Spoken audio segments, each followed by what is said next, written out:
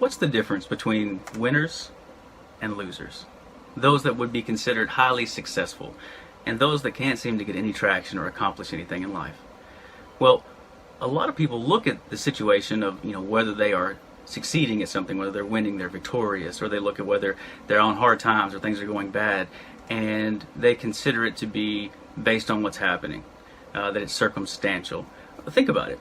Think about the people in your life that you know that are successful versus those that are not so much.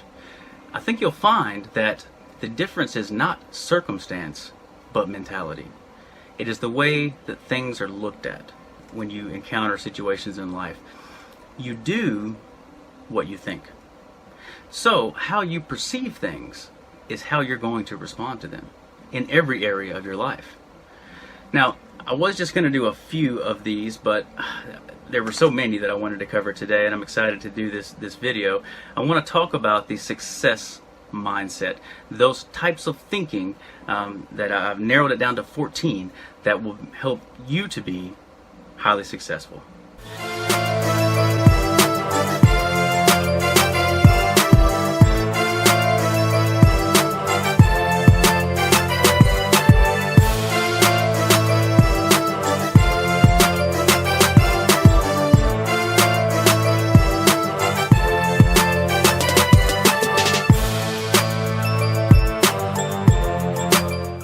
The first mindset is positive expectation versus negative expectation. Those that are highly successful tend to have an expectation of success. They have an expectation of achieving their goals. They are able to look at the situation that they face, even if they're facing numerous obstacles, even if it's very difficult, even if what they're trying to accomplish seems to be a long shot, they are positive about it. They say, this can be done. I can do this. This can be accomplished, and it's going to be. That positive expectation separates them from those that are unsuccessful, which tend to have a negative expectation. This isn't going to work out. Everything's terrible. I'm not going to do anything because if I do this, it's just going to blow up in my face. It's not going to work out. Those that are successful, number one, have a positive expectation. Number two, they recognize, the highly successful recognize that obstacles are simply setbacks. They're not failure in the sense of, even if you fail, it's not like you're done. It's over with. Oh no, I better throw in the towel. I need to go do something else. This isn't going to work. Obstacles are just setbacks. There's something that slows you down. There's something that makes it a little more difficult. You may have to readjust your plan. You may have to look at things differently.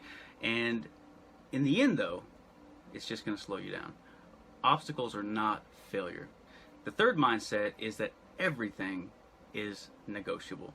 One of the things that I've been complimented on in the past is my ability to barter. I have pretty good bartering skills, negotiating. When you go into a situation, whether that's at a pawn shop and you're trying to sell something, or whether that's you're speaking with a contractor wanting to get some work done, being able to negotiate, being able to figure out, what's the best way to get everything that I need out of this situation. Part of that is because I've been poor, significantly poor, especially growing up and early in life, and so I learned how to kind of pinch that penny till it screams. Now, the key to negotiation, this is, maybe I'll do a separate video on this later, but it's about win-win. It's about how you can get what you want by giving the other person what they want, even if they don't realize it. It's helping them to realize that, and then painting the options in a positive light.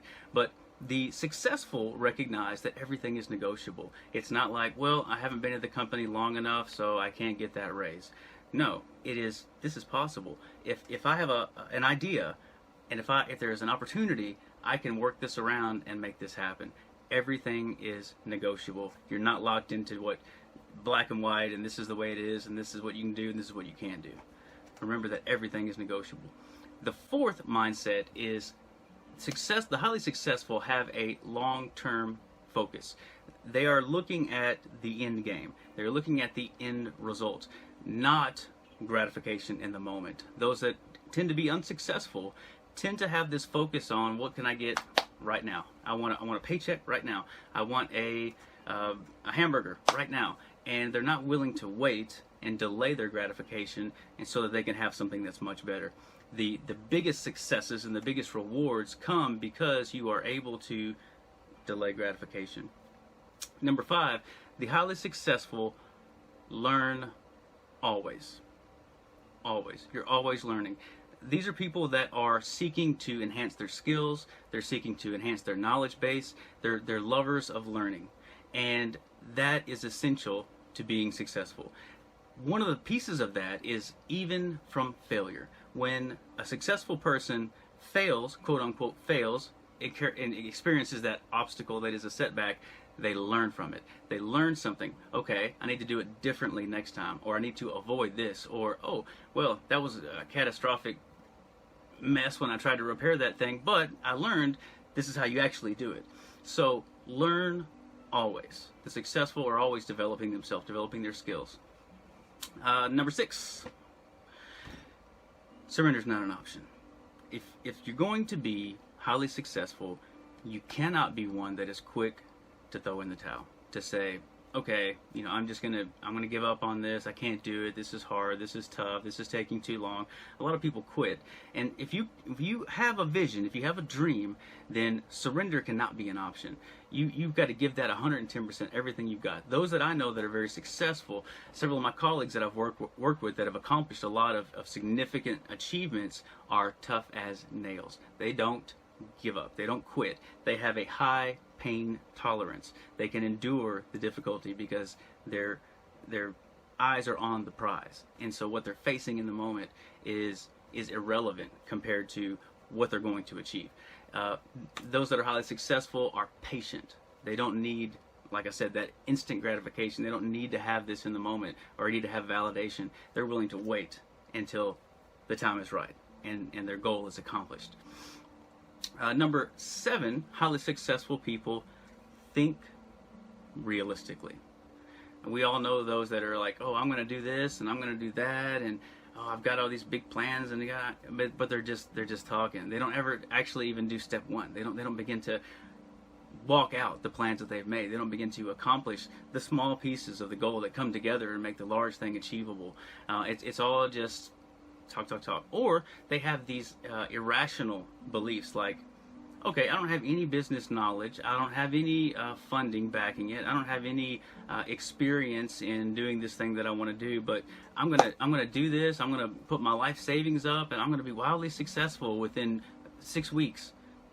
That's stupid. Highly successful people think realistically.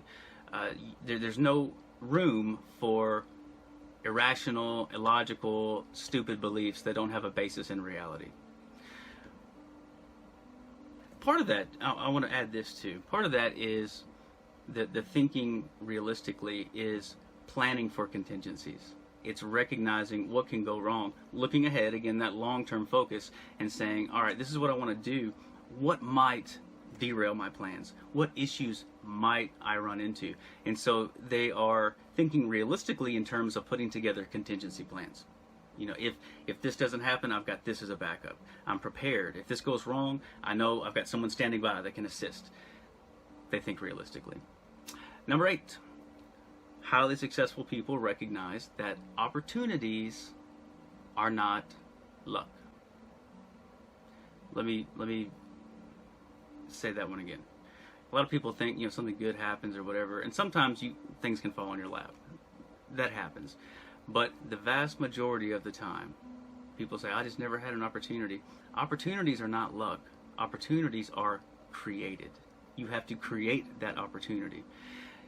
They are the results of preparation and planning. You prepare yourself, you plan for what you need to do, and you position yourself. Preparation and positioning. You prepare for rain, and then you position yourself outside with a bucket to catch it. That's an opportunity. Number 9, highly successful people actively cultivate resources. You cannot be highly successful on your own. I don't care how skilled you are. I don't care how charismatic you are. I don't care how much money you have or how much knowledge you have. You need other people, and I'm going to talk about that a little more in a minute. But cultivating resources. So the successful people think, I have what it takes. I can do this. And if I don't have it on me, I can get it. I know where to find it. I know how to learn it. I know how to connect with it. So highly successful people are actively cultivating resources. Number 10, highly successful people see the best in themselves and in others. And that's pivotal. You look at those that are unsuccessful, those that they're cynical, they're negative, they're talking bad about themselves and talking bad about other people, or they did this or they did that, or this person sucks or that person sucks. Well, highly successful people don't talk that way. They don't think that way. They see the best in themselves. Yes, I've got flaws. They're realistic. But at the same time, they see their strengths and they play to those strengths. But they also have the ability to look into others and see their strengths and see the best in them, and then to actively cultivate that. When you are trying to help someone else succeed, they will try to help you succeed. It goes full circle. So the rising tide raises all ships. And so successful people are trying to add value to everyone around them. Be selfish and you'll repel others. It will sabotage your efforts. So highly successful people see the best in themselves and the best in others. And then along with that little side note, and it kind of goes without saying, build your network. Be actively building that network of people that you are sowing into, that you're giving into, that you're helping without compensation. You're helping just to help, because you will need that when it comes time to connect with those resources, because it's the people that you sow into that have the resources that you need. My grandmother used to say, friends are money, because you might not have the backhoe to take care of the issue in your yard, but maybe a friend does. And so it's not about just having money, it's about connecting with people. And along those lines, in terms of building your network, develop strong leadership skills. That way you can use them with your team and, again, make them great. Leaders raise up leaders. Number 11, take action. Take action. Don't just talk. Unsuccessful people, blah, blah, blah, blah, blah. I'm going to do this. I'm going to do that. They don't ever do anything. They sit on their butt and watch TV. If you want to be successful, I don't care how great your plan is, do it. Do it. Take a step. Maybe you don't have all the pieces in place. What are you waiting on? Do what you can do and move forward. Take action. Number 12, risks are worth the reward. Highly successful people are not afraid to take risks. If you believe, and we talked about this a minute ago, that even failing is an opportunity for growth, then you can't be paralyzed by fear.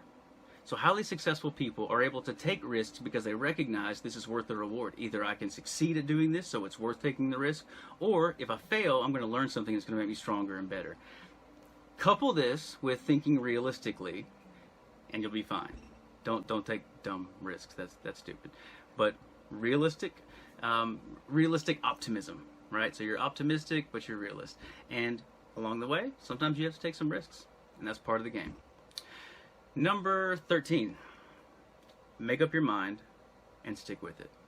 Sometimes indecisiveness, trying to have all the pieces in place, and I'm guilty of this. This is one of the things that I struggle with, because I want to make sure everything is in place and ready. And so sometimes when things don't work out, I go, okay, well, maybe I need to do this instead, or maybe I need to do that instead. No, make a decision, decide this is what I'm going to do, and then stick with it until the end. Yes, there are times that you have to pivot. There are times you have to change your approach if you're banging your face into a brick wall. But for the most part, in 99% of cases, make up your mind. Be decisive, stick with it, and you'll see it through to the end. Number 14, and this one is major. Dream, and follow your vision. I like to call this creative fulfillment, or creative visualization, rather, of potential fulfillment. So when you look at something, whether it's I don't know if you see my video about where I like to restore cars. A lot of times when I get that car, in the beginning, it's a piece of junk. It looks awful. And I can see the end, though. I can visualize what this will be. If I'm working with a company and maybe they're in shambles, I can visualize them being highly successful, being profitable, being on point. If I'm working with a supervisee and they're terrible at documentation and have poor rapport with their clients, poor rapport, that's fun to say, I can visualize them being a solid clinician, using good interventions, good skills, connecting with their clients, building a therapeutic alliance, documenting correctly. You have to see the end from the beginning. or else you're not going to know how to get there, and you're not going to have the stamina to make it through to the end. So dream and follow your vision. Don't let anything deter you. No matter how it looks in the moment, you stay locked on to how it's going to look in the end, and you'll get there. So these are some mindsets that separate those that are unsuccessful from those that are successful. My encouragement to you is to cultivate these, because here's the reality of it. It's not like, oh, I just don't think that way, or my family's different, we think differently. You choose what you think. Think well. Until next time, don't just be transformed, be kinged.